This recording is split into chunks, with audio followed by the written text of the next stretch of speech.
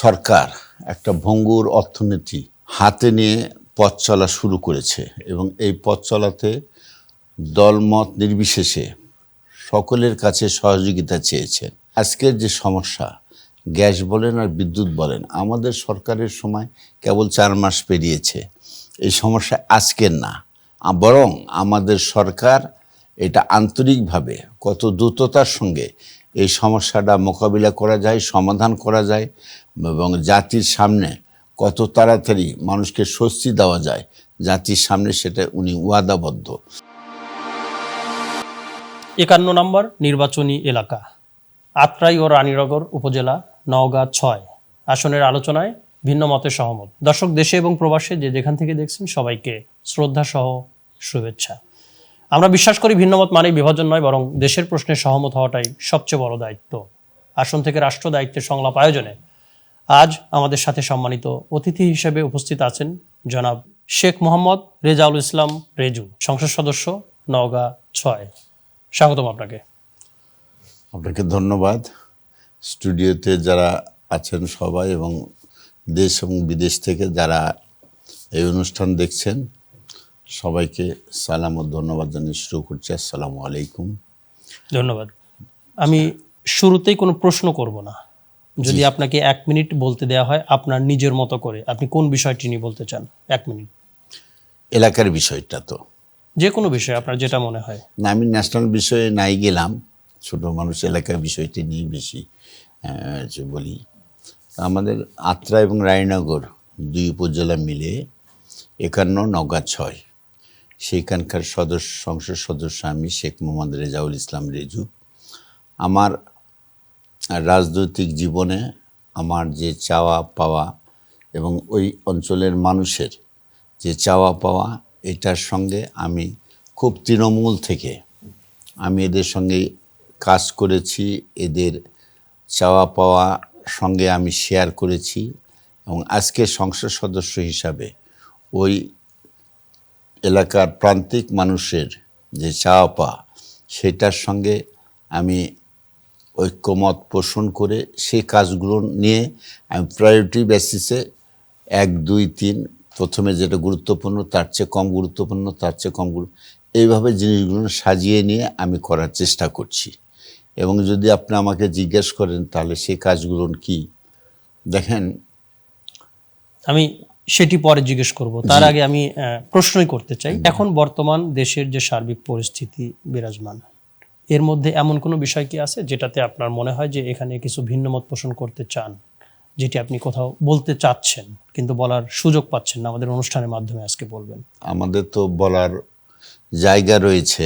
আমরা এলাকার জন্য এবং জাতির জন্য কিছু বলতে চাইলে আপনি যেটা বললেন সেটার সঙ্গে আমি একমত না, যে বলার স্কোপ না থাকলে এখানে বলতে পারেন, সেটা না।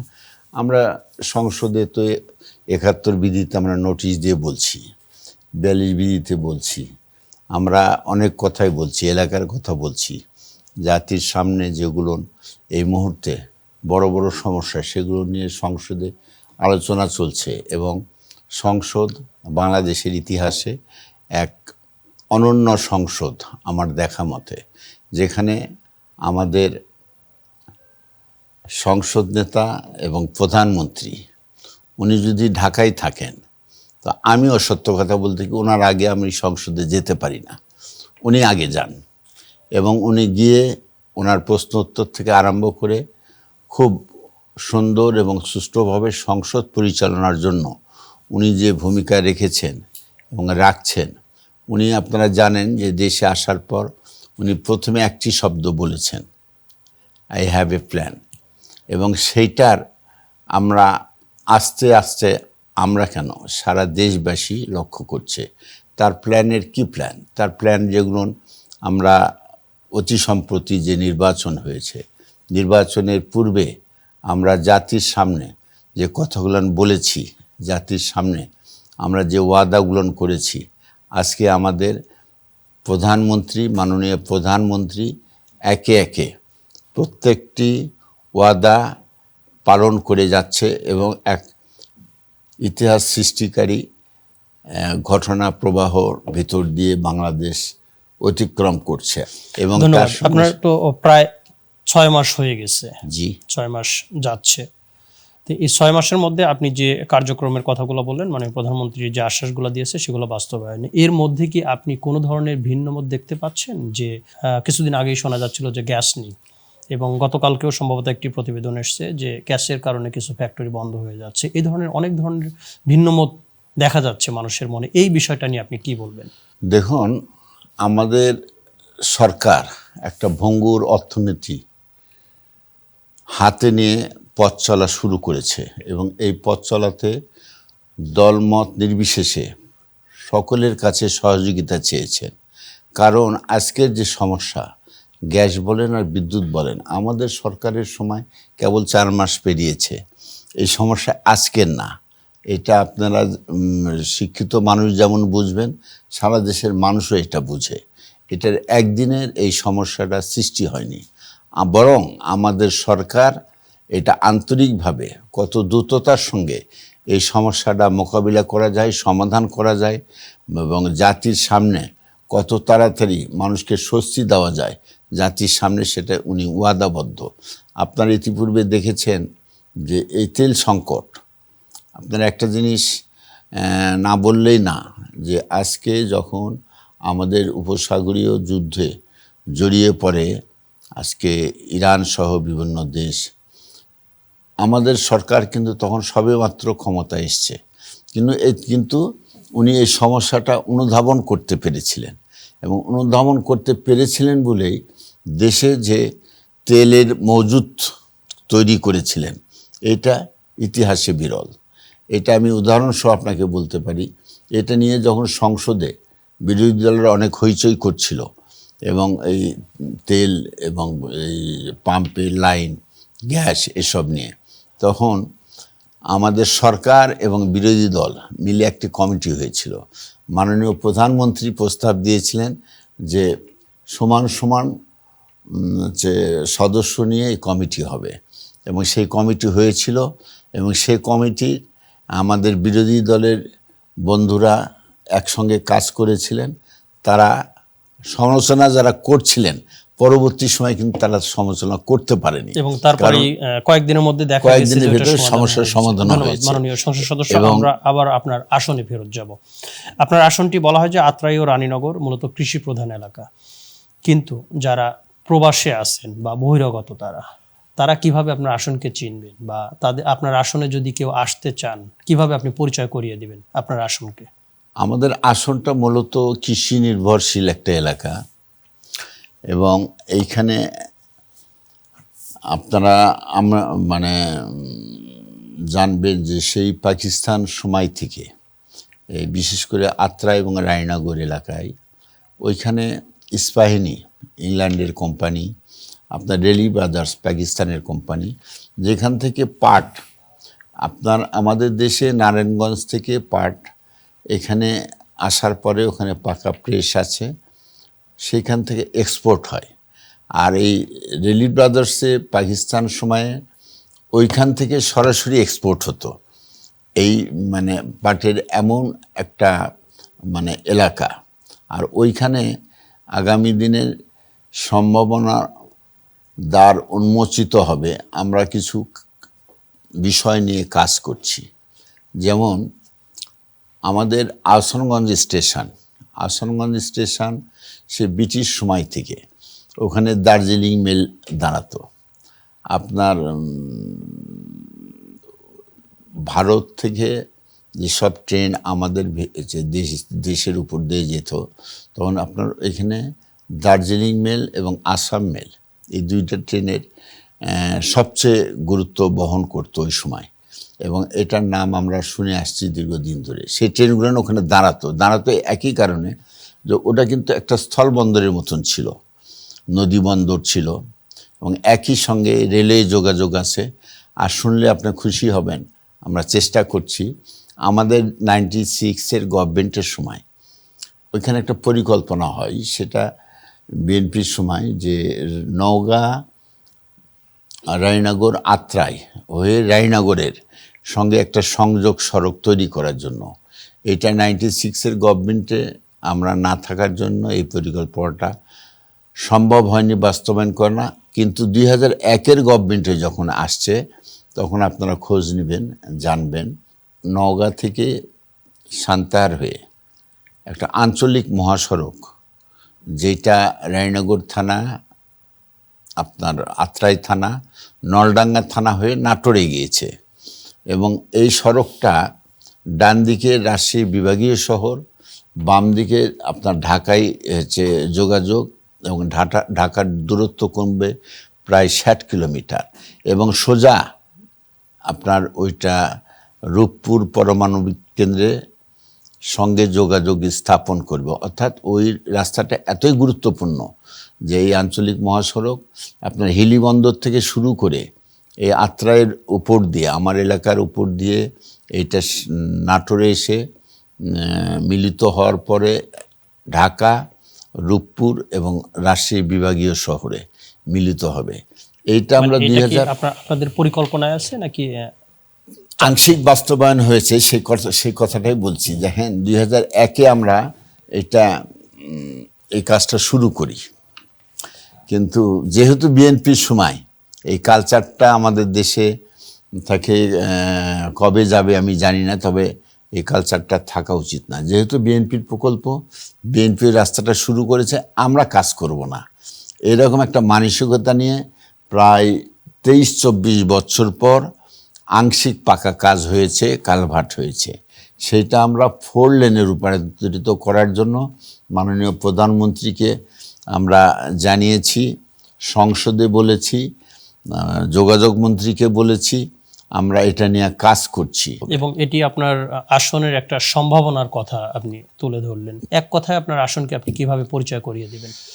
আমাদের আসনের, যেমন আমি কৃষি নির্ভরশীল এলাকা বললাম, এর ভিতরে ওখানে হিস্টোরিক্যাল কিছু বিষয় আছে। যেমন আপনারা শুনেছেন যে ওখানে আমাদের দেশের রবীন্দ্রনাথের কুঠিবাড়ি আছে পঁচিশরে।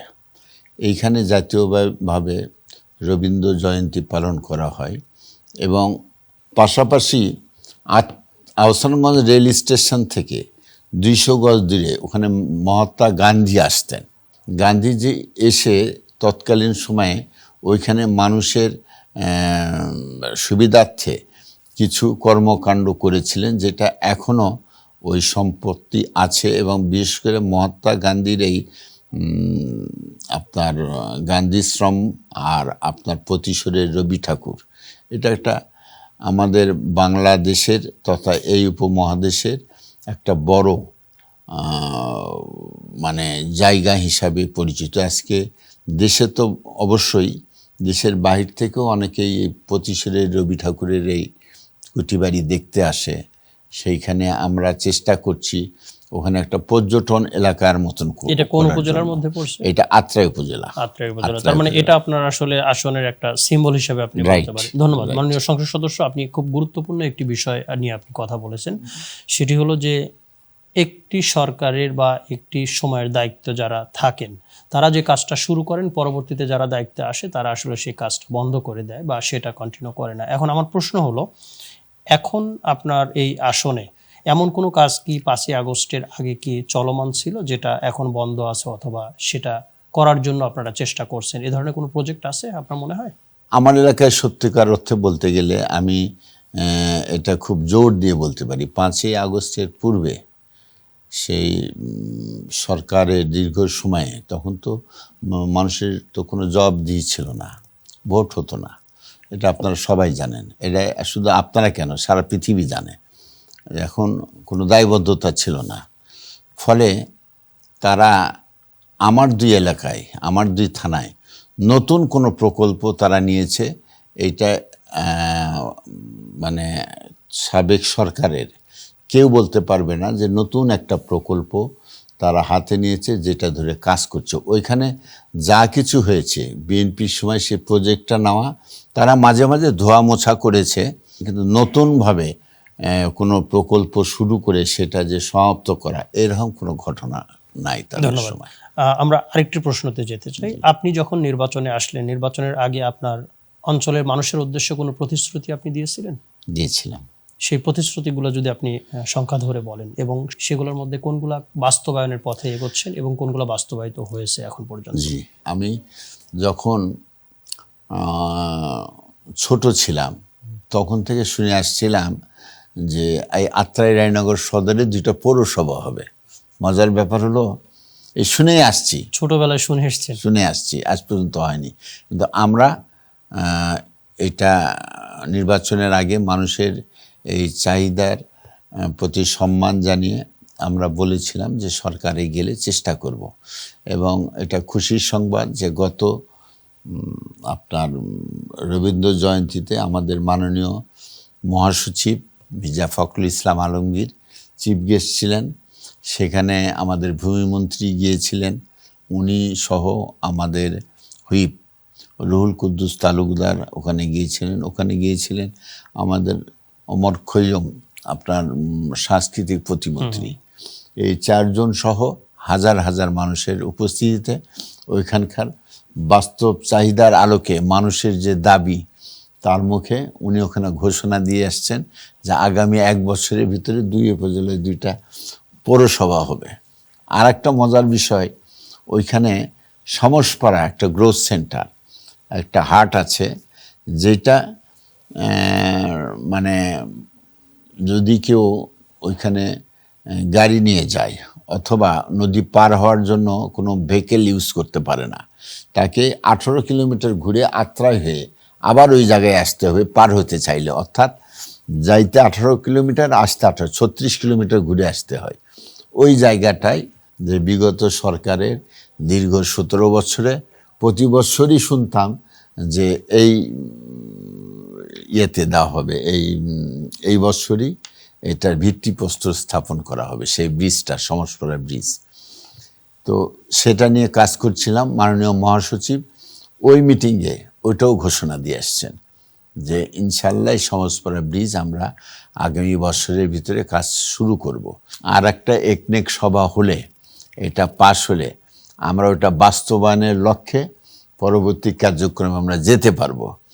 আমরা নির্বাচনের আগে বলেছিলাম মানুষকে যে আমরা আমাদের দল ক্ষমতায় গেলে আমরা এখানে জয়ী হলে এই দীর্ঘদিনের এই সমস্যাটা আমরা সমাধান করব। মাননীয় মহাসচিব সেদিন সেই ঘোষণাটা দিয়ে আসছিলেন আর কি। ধন্যবাদ। আপনি এখন আপনার আসনের নির্বাচিত সংসদ সদস্য। প্রশ্নটা হলো, আপনার আসনে এখন বর্তমান কি ধরনের সমস্যা আছে? যদি 5টি সমস্যা আমাদেরকে একেবারে উল্লেখ করে এবং উদাহরণ সহ যদি বলেন, আমরা তারপরে প্রশ্নে যাব। দেখেন, একটা সমস্যা, এটা কমন সমস্যা। ধরেন এটা আমার আসন শুধু না, এটা সারা দেশব্যাপী।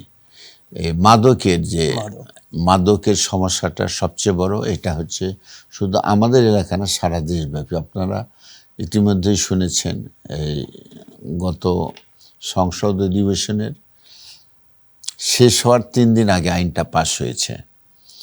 মানে আমরা সর্বসম্মতিক্রমে সরকারি এবং বিরোধী দল সারা দেশের এই মাদকের এই বিষ বাষ্প থেকে নিজেকে এবং আমাদের সন্তানকে এবং আমাদের এলাকাকে আগামী দিনে ভালো রাখার জন্য এইটার কি ব্যবস্থা করা যায় দীর্ঘ সময় আলোচনা হয়েছে। শেষ পর্যায়ে এসে একটা আইন পাশ করা হয়েছে। এই আইনটা দুর্ভাগ্যজনক হলেও সত্য যে আমরা এত বড় একটা কঠিন আইন আমরা আশা করিনি, কিন্তু দীর্ঘ দিনের এই 17-18 বছরের অব্যবস্থাপনায় এই মাদক প্রত্যেকটা এলাকায় রন্ধে রন্ধে ঢুকে গেছে এবং সারা দেশে মাদকের একটা রমরমা ব্যবসা চলছে।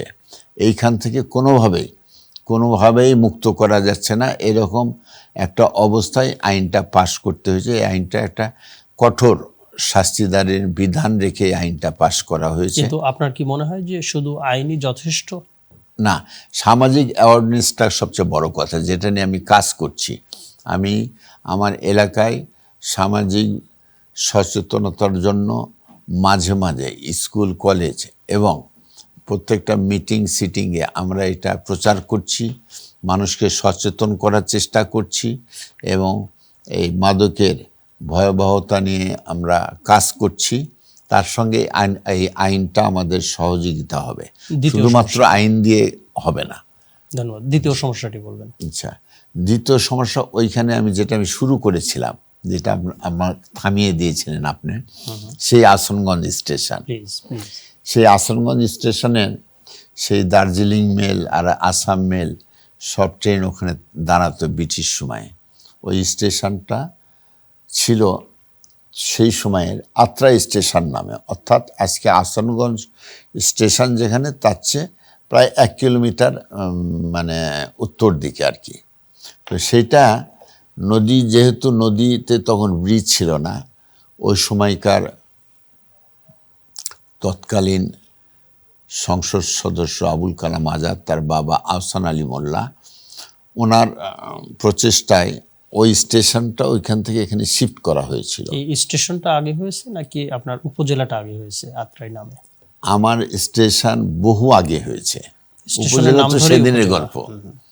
আমি আপনার ব্রিটিশ সময়ের কথা বলছি, যখন দেশ ভাগ হয়নি, ভারতবর্ষ যখন ভাগ হয়নি, সে সময়ের কথা এটা বলছি। দর্শকের জন্য ক্লিয়ার করার জন্য প্রশ্নটা করলাম যে জি জি স্টেশনের নামেই আপনার উপজেলাটা। জি, রাইট। তো এখন ওই স্টেশনটা আমরা একটা মডেল স্টেশন করতে চাই।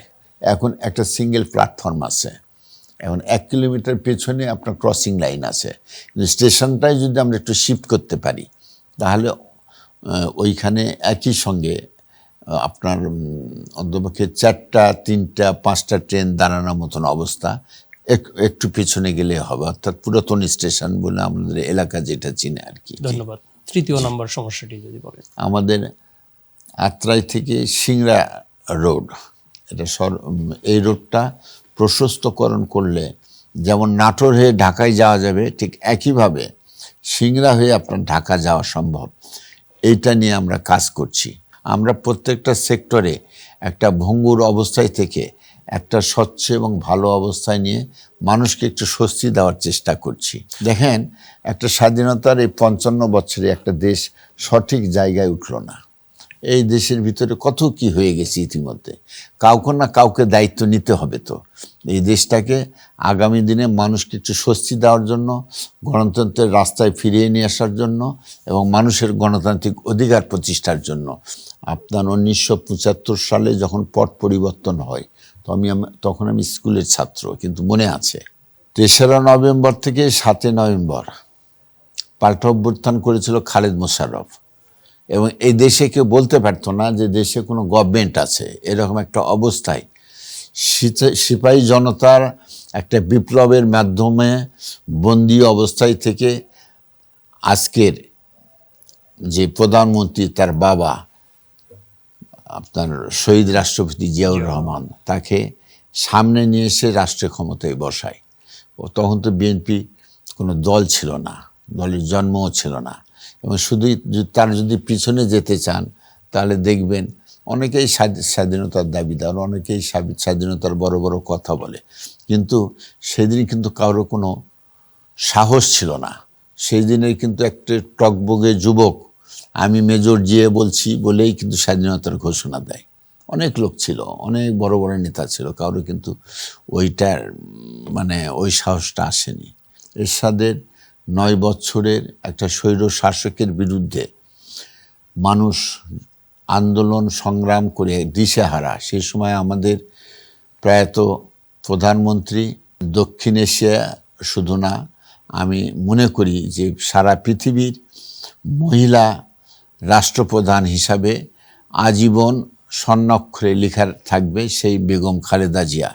উনি তখন গৃহবধূ থেকে দেশের স্বার্থে, দেশের মানুষের স্বার্থে সেদিন বাড়ি থেকে বের হয়ে এসে রাজনীতিতে হাল ধরেন, এবং সেদিন উনি ওনার নেতৃত্বে এরশাদ বিরোধী আন্দোলন করে একটা স্বৈরাচার সরকারের পতন ঘটিয়ে রাষ্ট্রটা একটা সঠিক জায়গায় নিয়ে আসার চেষ্টা করেছিলেন। আপনাদের নিশ্চয়ই মনে আছে, তখন আপনার তত্ত্বাবধায়ক সরকার শুরু হয়েছিল ওনার সময়। যে ব্যবস্থাটা আমাদের আগের সরকার, অর্থাৎ ইন্টারিম গভর্নমেন্ট না, তার আগের সরকার বলতে দ্বিধা নাই, আওয়ামী লীগের সময় যে প্রথাটা ভেঙে ফেলা হয়েছে, মানুষের এই তত্ত্বাবধায়ক সরকারটা বাতিল করা হয়েছে, এটা খালেদা জিয়ারই অবদান ছিল। বেগম খালেদা জিয়াই এই মুক্তিযোদ্ধাদের পুনর্বাসন করার জন্য আলাদাভাবে মুক্তিযোদ্ধা মন্ত্রণালয় তৈরি করেছিলেন।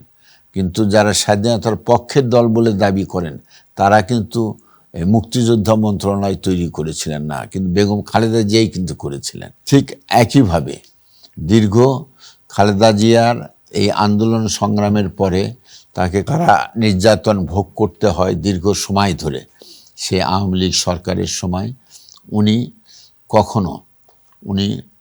অন্যায়ের সঙ্গে আপোষ করেননি। আজকের প্রধানমন্ত্রী, আমাদের নেতা মাননীয় প্রধানমন্ত্রী জনাব তারেক রহমান দীর্ঘ 17 বৎসর দেশের বাইরে থেকে আমাদের নেতৃত্ব দিয়েছেন, আমাদের স্বপ্ন দেখিয়েছেন, আমাদের কাজ করতে বলেছেন, এবং সেটার আলোকে উনি দেশে আসার পর কাজ করছেন। তা আমি যে কথাটা দিয়ে শুরু করছিলাম যে আজকে এই দেশের ভঙ্গুর অবস্থায়, দেশের সবচেয়ে অর্থনৈতিক খারাপ অবস্থায় এই তারেক রহমান দেশের দায়িত্ব নিয়েছে, যে দেশের প্রত্যেকটা ক্লান্তিকালে বিএনপি একমাত্র দল যে মানুষের সামনে এসেছে, দেশের সামনে এসেছে দেশকে রক্ষার জন্য, দেশের মানুষকে রক্ষার জন্য। ধন্যবাদ মাননীয় সংসদ সদস্য আমাদের অনুষ্ঠানে আসার জন্য এবং গুরুত্বপূর্ণ মতামত দেওয়ার জন্য।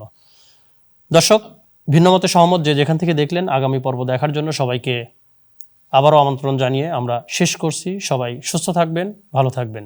খোদা হাফেজ।